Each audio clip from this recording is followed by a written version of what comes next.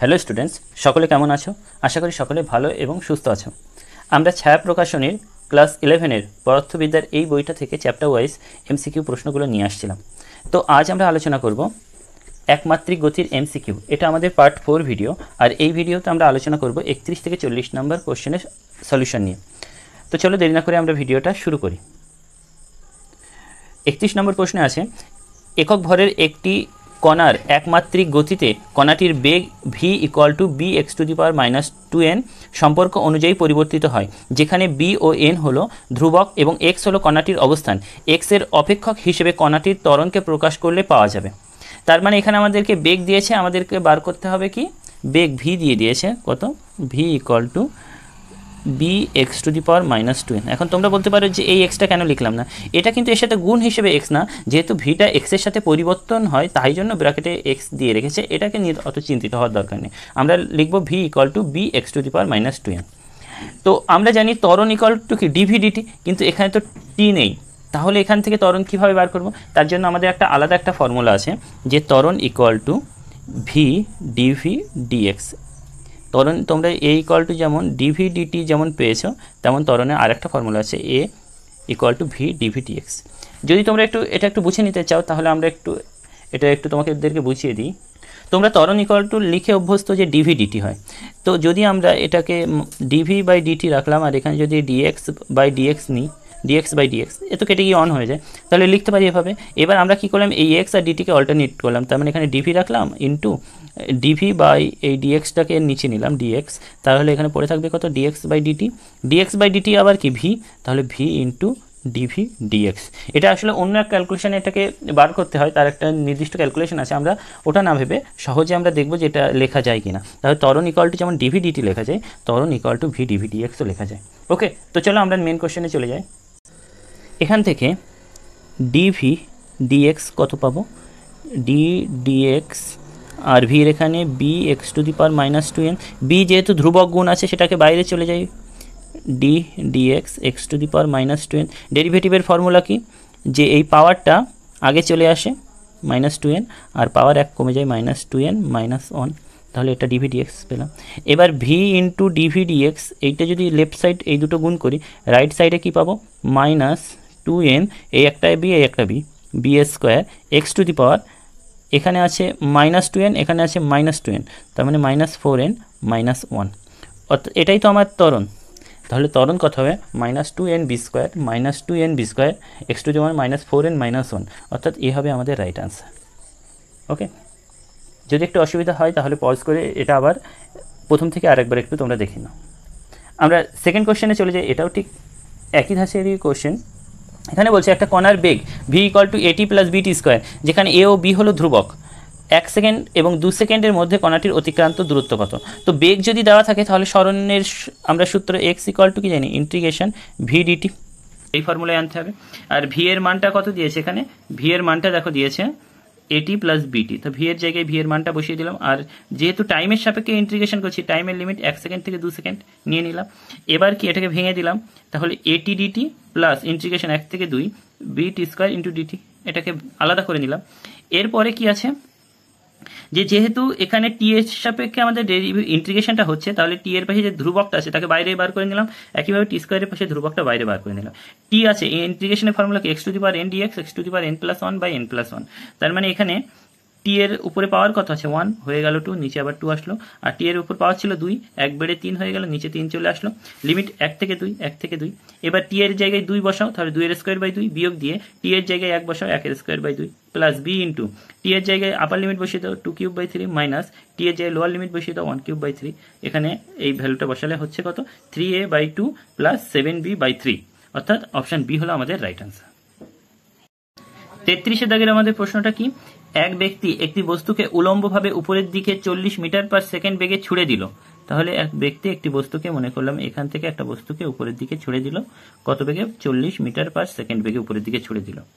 বস্তুটি কিছু সময় পর ওই একই বেগে ব্যক্তিটির হাতে এসে পড়লো, তার মানে উপরে গেল, গিয়ে আবার সেই যখন ওনার হাতে আসে তখন বেগ কত, সেই একই 40, কিন্তু দিক কোথায়? নিচের দিকে। বস্তুটির গড় বেগ কত?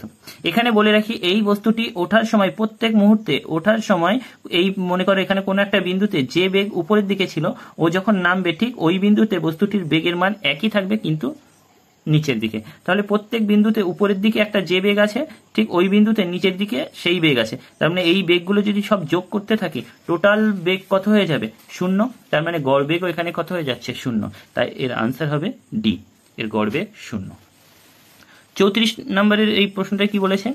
অভিকর্ষীয় তলে স্থির অবস্থা থেকে মুক্তভাবে পতনকালে একটি বস্তু h দূরত্ব অতিক্রম করার পর v গতিবেগ লাভ করে, বস্তুটি কত দূরত্ব অতিক্রম করলে 2v বেগ হবে? তাহলে একটা বস্তুকে মুক্তভাবে এখান থেকে আমরা ছেড়ে দিচ্ছি, দিয়ে h দূরত্ব যখন নামলো, তখন এর বেগ হয়ে গেল কত? v।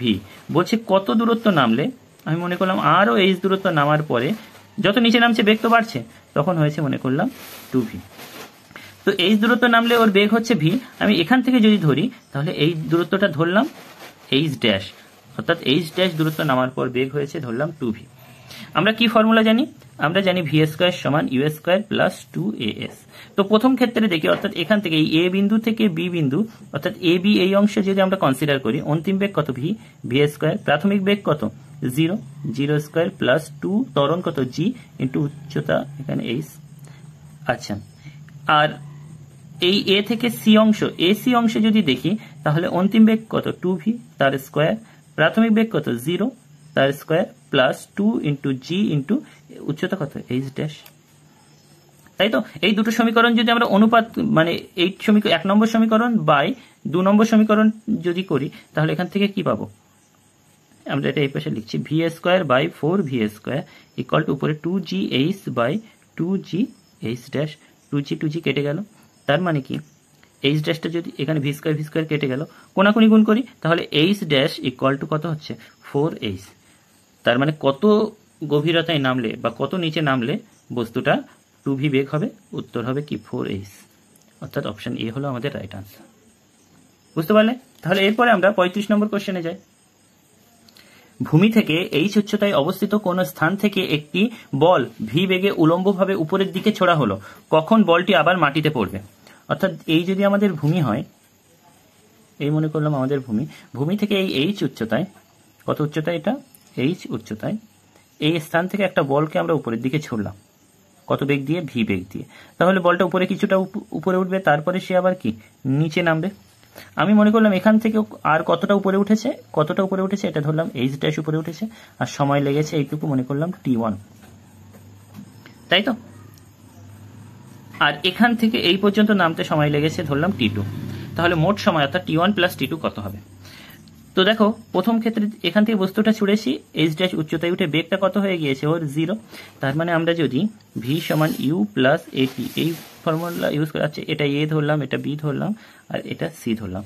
তাহলে a b অংশে আমরা যদি আলোচনা করি, a থেকে b অংশে অন্তিম বেগ কত? 0। প্রাথমিক বেগ কত? v। ত্বরণ না মন্দন? মন্দন কত? g, আর এটার সময় লেগেছে t1। তার মানে এখান থেকে g t1 equal to v বা t1 equal to v by g, এটা পেলাম, এই সময়টুকু পেয়ে গেলাম। আর এখান থেকে এই উচ্চতাটা বার করার জন্য আমরা কোন ফর্মুলা ইউজ করব? যে v স্কয়ার সমান u স্কয়ার প্লাস 2as, এই ফর্মুলা তো জানি। তো অন্তিম বেগ কত? 0। তার মানে 0 স্কয়ার প্রাথমিক বেগ, v স্কয়ার মন্দন 2 ইন্টু মন্দন কত? g ইন্টু এই জায়গা থেকে এখানে যেতে কতটা পথ? h ড্যাশ পথ। তার মানে 2g h dash equal to v square, h dash equal to v square by 2g।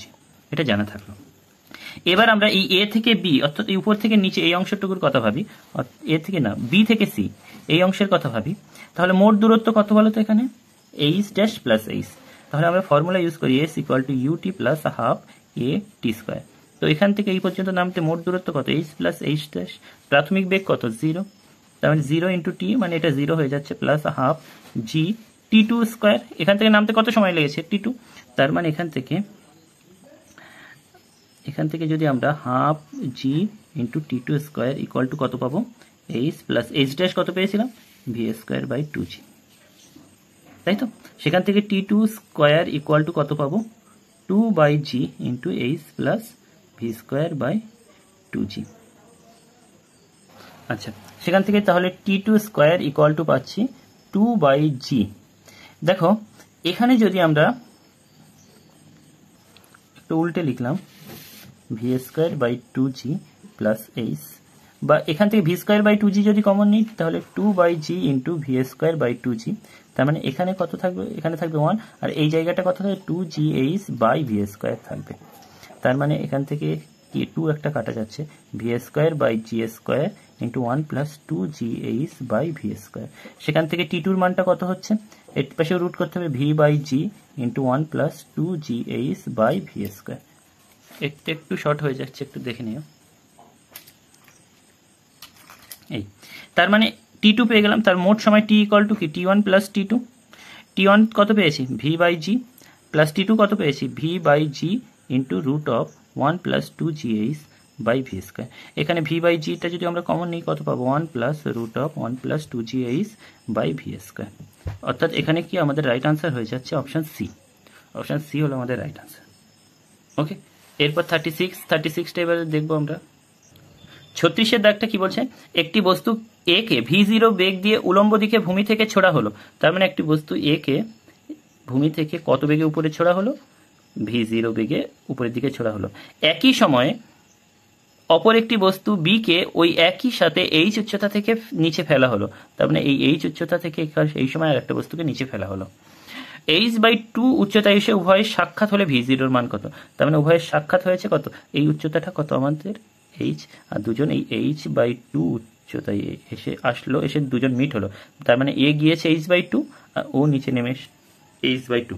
তার মানে এখানে s equal to U T plus half A T square. এই ফর্মুলায় যদি আমরা ফেলি তাহলে নিচের বস্তুর ক্ষেত্রে কতটা উচ্চতায় উঠেছে, h/2 উচ্চতায় উঠেছে, সমান প্রাথমিক বেগ কত v0 into T minus half জি টি স্কোয়ার। যেহেতু এটার মন্দন হচ্ছে কিন্তু উপর থেকে নিচে যেটা পড়ছে তার তো ত্বরণ হচ্ছে, তার ক্ষেত্রে এই ফর্মুলায় কী হবে, সে কতটা নেমেছে h/2, তার মানে h/2, তার প্রাথমিক বেগ কত 0, তার মানে 0 plus half g into T square.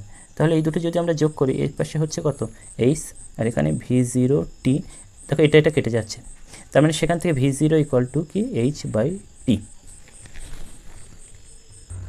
আবার এই নিচের এই সমীকরণ থেকে দেখো হাফ জি টি স্কোয়ার ইকুয়াল টু কত পাবো, হাফ জি টি স্কোয়ার ইকুয়াল টু কত h/2, তার মানে এই টু কেটে গেল, তার মানে টি স্কোয়ার ইকুয়াল টু কি h/g, তার মানে টি ইকুয়াল টু কি, টি ইকুয়াল টু হবে রুট ওভার h/g। এই ভ্যালুটা এখানে বসিয়ে দিই h/√h/g, তার মানে এটাকে রুটের মধ্যে যদি নিয়ে যাই এটা স্কোয়ার হয়ে যাবে, আর এখানে g/h, তার মানে একটা h কেটে যাবে, এখানে একটা h পড়ে থাকবে √gh, অর্থাৎ v0 এর মান তাহলে কত হবে √gh। নেক্সট আমরা 37-এর দাগটা কি বলছে, h উচ্চতা থেকে একটি পাথরকে নিচে ফেলা হলো, অর্থাৎ একটা পাথরকে এই h উচ্চতা থেকে নিচে ফেলা হলো। তাই এই উচ্চতাটা কত আমার h, এই h উচ্চতা থেকে একটা পাথরকে নিচে ফেলা হলো। একই সঙ্গে ভূমি থেকে একটি পাথরকে উলম্ব দিকে 4h উচ্চতায় ছোড়া হলো। উলম্বভাবে এমন একটা বেগ দিয়ে ছোড়া হলো v0 যে কতটা হাইটে উঠবে 4h পর্যন্ত উঠতে পারে, কতটা 4h। তার মানে এখান থেকে v0 এর মানটা আমরা বার করে নিই। আমরা অন্তিম বেগ তার 4h উচ্চতায় যখন উঠে যাবে তখন তার বেগ কত হবে 0, v স্কোয়ার সমান ইউ স্কোয়ার প্লাস 2as। এই ফর্মুলায় যদি এখানে ফেলি তো অন্তিম বেগ 0 স্কোয়ার, প্রাথমিক বেগ v0 square minus 2g into 4h, তার মানে এখান থেকে v0 square equal two 8gh। এইটা আমরা এখান থেকে 8gh স্মল h, এটা স্মল h, এটা আমরা এখান থেকে বার করে নিলাম। এরপরে কি বলছে, পাথর দুটি কত সময় পরে মিলিত হবে।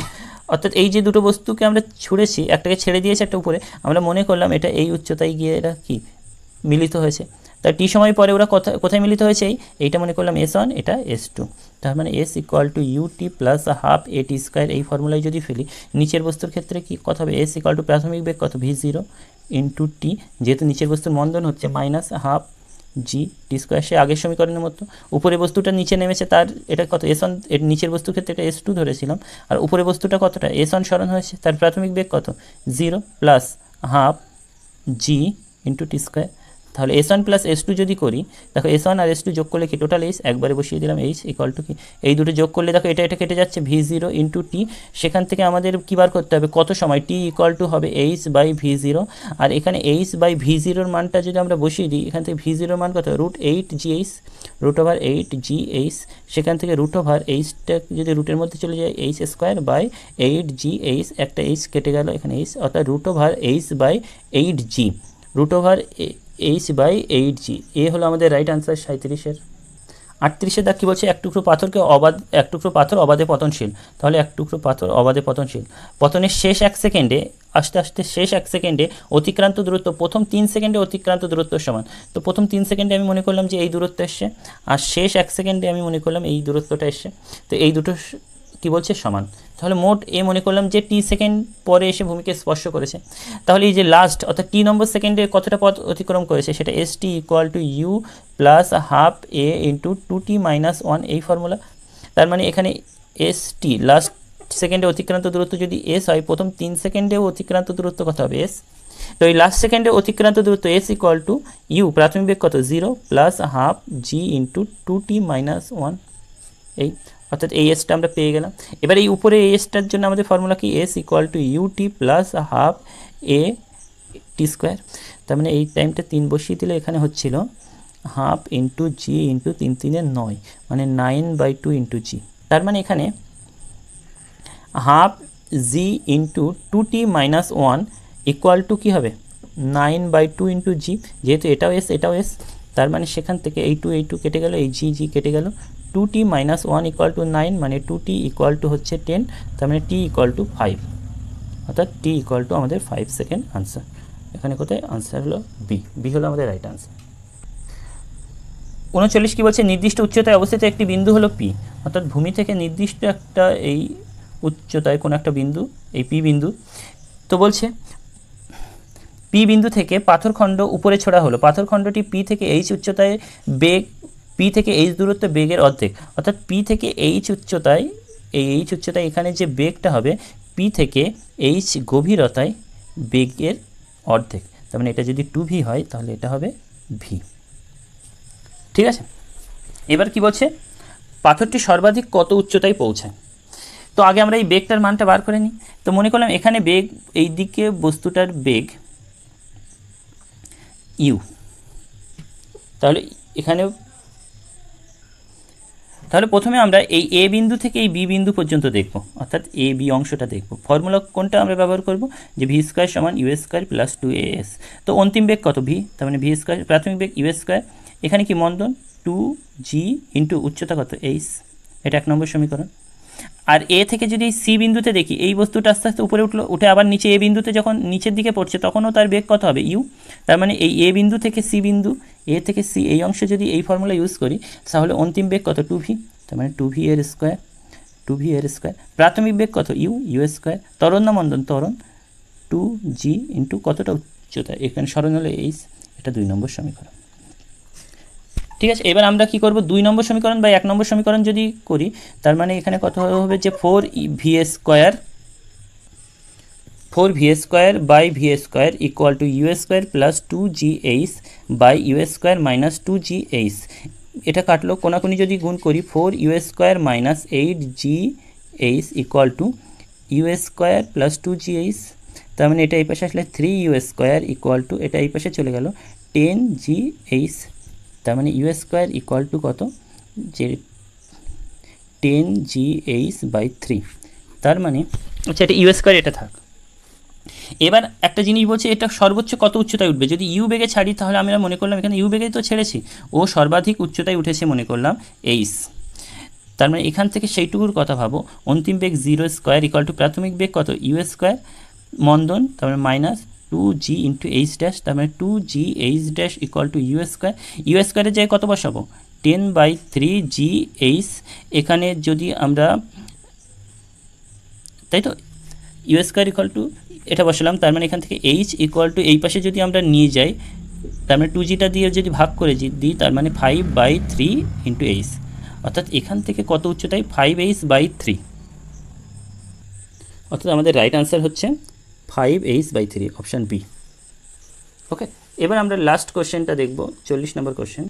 বলছে একটি বিমান থেকে প্যারাশুট ফেলা হলো, তার মানে উপরে একটা বিমান থেকে একটা প্যারাশুটকে ফেলা হলো এবং 10 সেকেন্ড পরে প্যারাশুট খুললো। ওই প্রথমে 10 সেকেন্ড গতিশীল হয়েছে, তারপরে প্যারাশুটটা এখানে এসে খুললো।